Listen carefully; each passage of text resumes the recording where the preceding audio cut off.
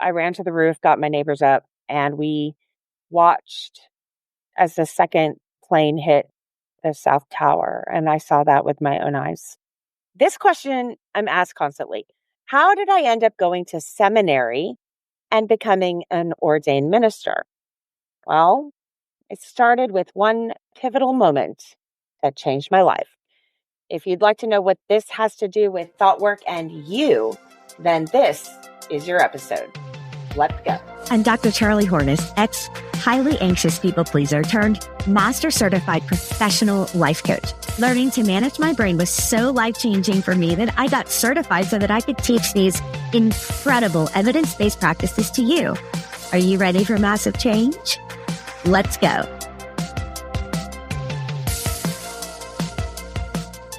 Hey, friend, welcome to the Art of Managing Your Brain podcast. I'm Dr. Charlie Hornis, and I'm just going to take a really hot minute for a quick shameless brag. First off, my oldest son has turned 13. So yes, we have a teenager in the house. But more importantly, he loves the Red Hot Chili Peppers.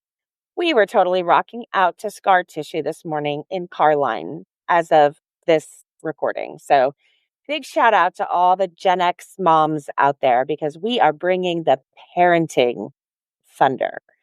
Speaking of, if you're a Gen X mom or if you're a parent at all like me, and you are navigating the bananas-ness of screens and tweens and teens and smartphones and dragging your kids out of the house to go play, touch grass, and hug trees, which again, as a Gen Xer, I will never understand this. I was out all day. You couldn't get me in the house. You couldn't get me in shoes. You couldn't get me home before it was dark. I mean, I drank out of the hose and ate dirt and, we're great. But I digress. If you're a parent dealing with the bananas of devices and tech, then I have a platform that you have to use. It's called Bark. And if you've not heard about it, it's amazing. I've been using Bark with my kids since 2020 on any device they get their hands on. And it is fantastic at this age where consequences are really low and you can really teach about responsibility online. This is the only platform that lets me see potential threats and questionable behavior and conversations or websites without actually invading my kids' privacy. It's not about control. It's just about safety. It's about awareness. And it's about teaching them early that they can ruin their entire lives with just a text. This platform gives me incredible peace of mind. It has for the last 5 years. I've only thought about it recently because I now have a teenager that I'm actually starting to get concerned about, this phase in his life. And I just thought, gosh, this platform brings me so much peace of mind. I thought I would share it with you guys. So they've got like a watch, a phone, a home thing that monitors your TV and internet. It's very cool. And then they have the parental app that just can monitor all the devices in one place. So it's also extremely convenient. If you want to give it a free trial, you can go to my link at charliehorniscoaching.com/bark. That's charliehorniscoaching.com/bark, BARK. Way before I ever even imagined being a parent, there was a pivotal moment. I was standing, I'll never forget this. I was standing on the corner of Park Avenue, staring down towards Grand Central Station. I was waiting for the light to change so I can cross the street. A messenger bag slung across my shoulder, a stack of matte black and white headshots. Yes, black and white back in the day, a stack of them in hand.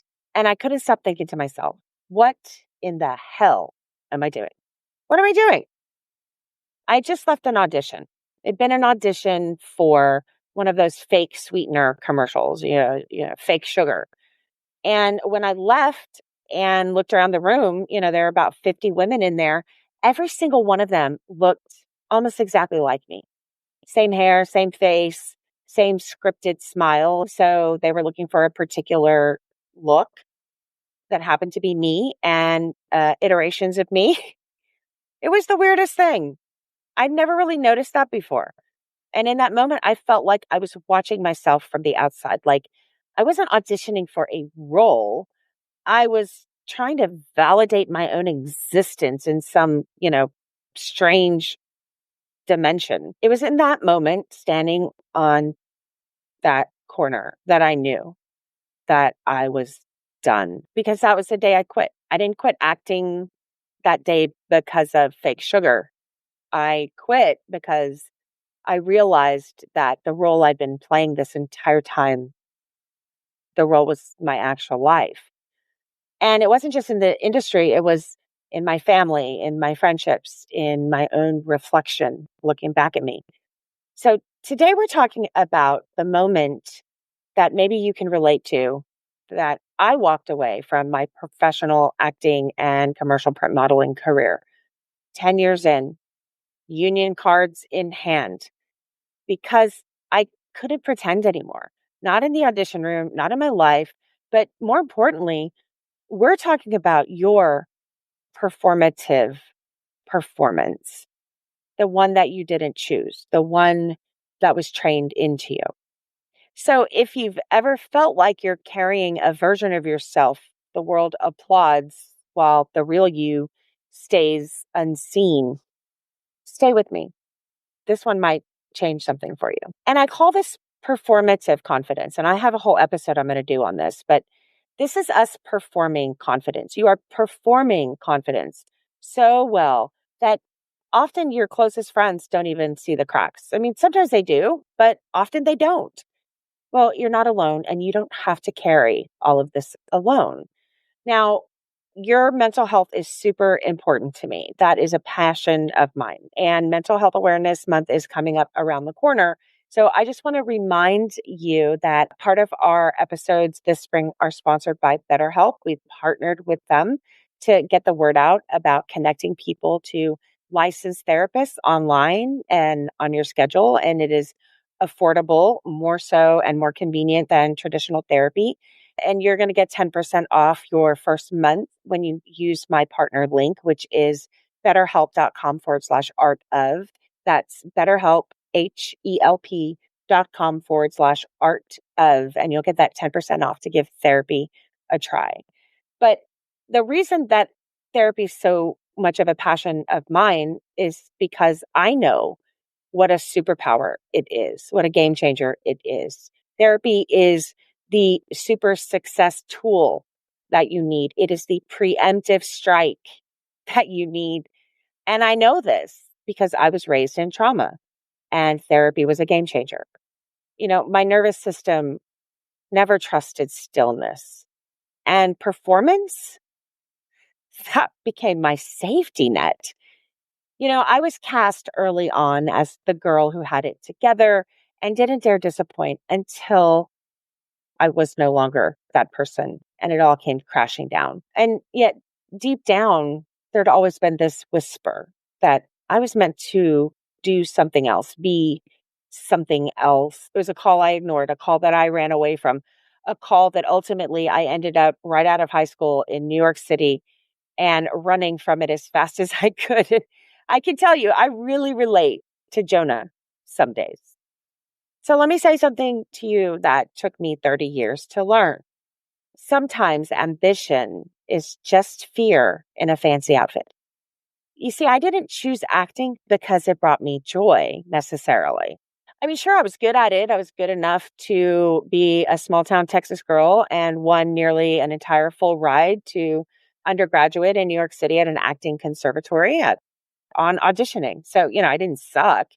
And I graduated, and then I launched my first career as a professional union card carrying actress and commercial print model in New York City. I did a lot of very cool stuff. I have modeled on a whole bunch of romance novel covers, which strangely enough were some of the coolest, most professional jobs I'd ever had. Just amazing. And they paid really well. But yeah, I'm out there on a bunch of like Harlequin romance novels. I once got bum rushed in Duffy Square in Times Square because I was the stand-in for Catherine Zeta-Jones. Because back in the day when I was young and hot, I looked like her. And I was in her color cover. And it was the Saturday before Christmas. So it was like the busiest day of the year. And it was nighttime. And security brought me out, and I was, doing all her marks and, doing her lighting and all the things, saying her lines and getting everything ready because then she's going to show up and shoot the scene. No big deal. And people thought from a distance behind barriers that I was her.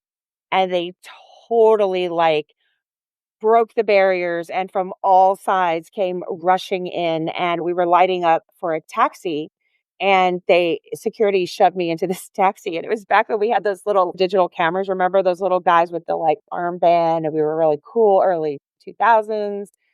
And people were shoving those in my face and taking my pictures. And so a ton of lovely tourists in New York City took home pictures of this face, not Catherine Zeta-Jones. So I got a lot of stories. I did some national commercials, and yeah, it's whatever. Nothing you would know. The back of my head walking upstairs is pretty famous, just so you know. Even with all of that, I had never been still enough, quiet enough, that still small voice to creep in, to ever even ask the question, because of especially everything that I endured as a kid, to ever ask the question if I was happy doing that job. I chose it because disappearing into somebody else had turned out to be the safest thing I could ever do than being myself. The stage, it gave me applause, and applause felt like love to a little girl who had endured that much at her age. There was acceptance, approval, appreciation, praise, all of the things a child starved of desperately craves. I mean, I was 6 years old when I discovered the peace of being on stage and the peace it gave me without, ever asking myself why. I loved being able to hide behind a character, behind a mask, and be me without being me.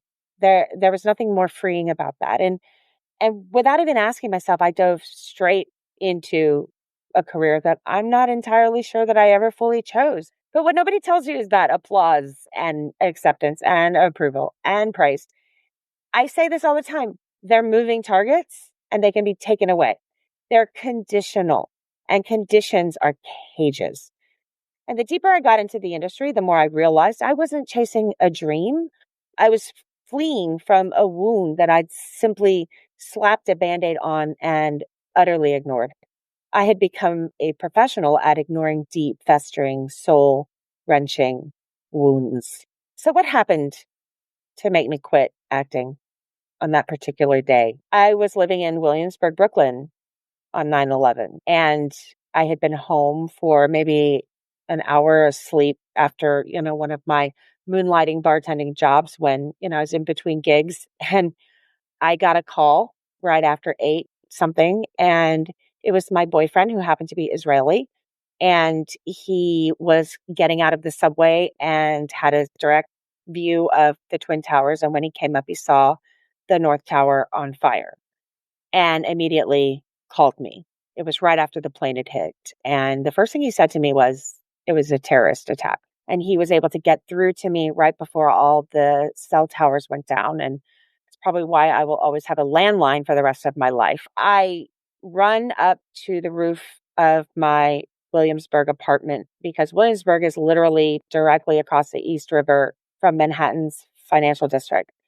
And so we had a spectacularly horrible view. I ran to the roof, got my neighbors up, and we watched as the second plane hit the South Tower. And I saw that with my own eyes, and it was devastating. And then we watched the towers fall in real time, and nobody thought that was going to happen. It was truly one of the most surreal moments of my entire life. Sometimes when I hear sirens from first responders that go on just a little bit too long, I get these kind of physiological flashbacks that are hard to describe. But I think all we heard were constant sirens 24/7 for the entire next week until the L line was reopened and we were allowed to go back into the city to go to work. And that's a whole nother story, because when we got into Union Square, it was like martial law. I mean, there were Army Humvees everywhere and people walking around with gigantic guns and camo. And flak jackets or whatever you call them. We'd never seen that kind of stuff. That's not, what we've grown up with here in the US necessarily. Almost 25 years. It's hard to believe that I watched that with my own eyes and that it happened. And that day, something cracked wide open in me, wide. It always been there, but it just like shattered, opened. The big questions that I'd always been tempted to wrestle with, but I had always worked so hard to just kind of shove down, deep down. These questions, they just started to kind of gush out and I couldn't stop them. They washed over me. They overwhelmed me with this enormity of it all, like the vastness of space or the ocean. And all of a sudden, I couldn't stop thinking about things like, why do people kill people because of religion or over God? Why do we spend our lives chasing things that don't actually matter? Why am I walking around New York City carrying pictures in a bag of myself to hand to people? Like they'll tell me who I am, who I'm supposed to be. Like they're going to pick me out of a crowd of a sea of brunettes who look exactly like me. Like what is it's a eeny, meeny, miny, mo situation. Like what point does that serve humanity? And that was what happened on the corner of Park Avenue to me, waiting for the light to change with tears streaming down my perfectly done up face. I tossed the lot of those black and white matte headshots into the trash bin. I took a deep breath and I pushed forward right into the unknown.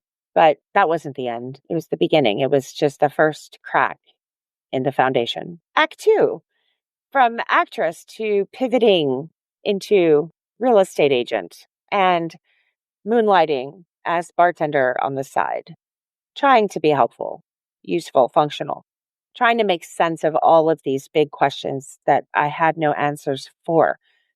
And so I started selling condos in Brooklyn. A friend of mine thought it would be a good idea, that I would be good at it. So I passed the test and I got a job with a broker right there in Williamsburg, just, steps from that apartment that I was in. And everything seemed to be going well until one day, this young couple, two young Manhattanites in love, looking to move into Brooklyn where they could maybe afford the mortgage, they sat across from me after they decided they were going to take an apartment. And they were smiling and they were excited, ready to buy their first home together. And it was several stops out of the L train from the city, but that was, what made this newly renovated, newly constructed hipster condo building all the more attractive. For city prices, and anyway, it was affordable. And they said the magic words: we're getting this place with just $5,000 down. Can you believe it? I can't believe they found a way to make the numbers work. And I froze. They were buying a $500,000 condo, 500 square feet practically, in New York City with an ARM loan and only $5,000 down. 5 grand, 3%, and a wing and a prayer. I knew it was wrong. I didn't understand why. I didn't understand the mechanics of it. I knew nothing about mortgage brokering. I had zero experience with mortgage brokers, but I knew physiologically that that didn't make sense. The moral compass within me lit up like a Christmas tree. Something was very wrong, very, very wrong in that moment, because there's no way that that adds up. And suddenly it occurred to me that we were never involved in any of the financial aspects of these deals. So what did I do? Well, I, love to be a loudmouth. I immediately confronted my boss, hoping that there had been some kind of mistake. He says to me, "Charlie, your job is to sell condos, close deals, and don't ask questions." Yeah.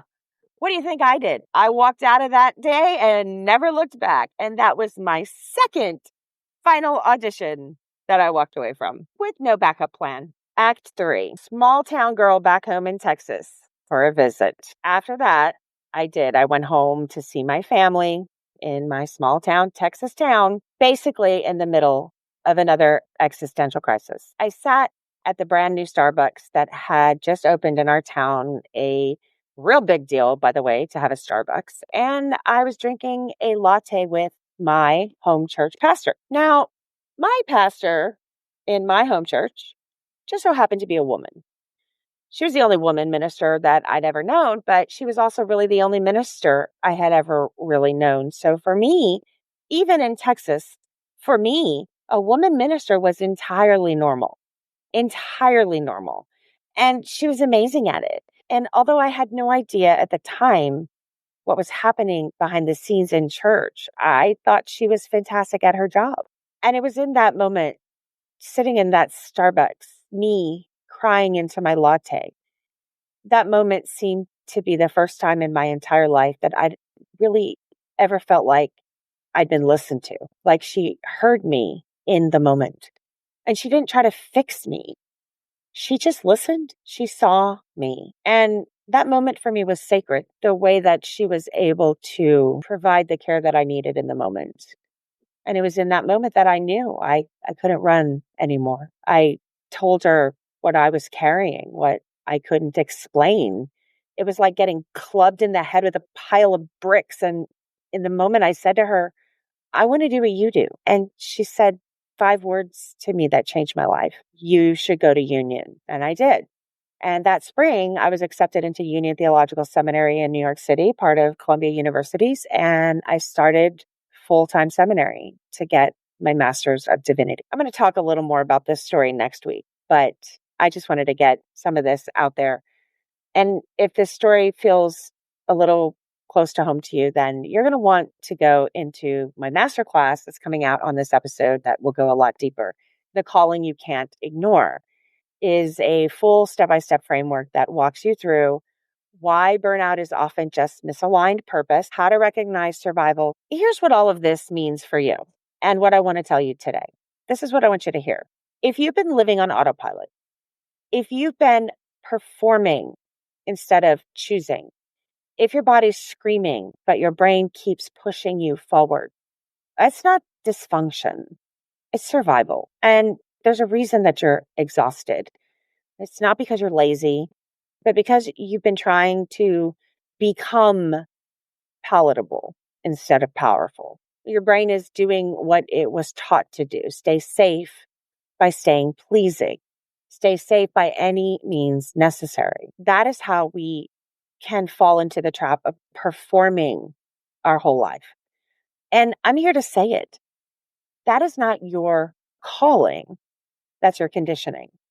And today, you get to start unraveling it.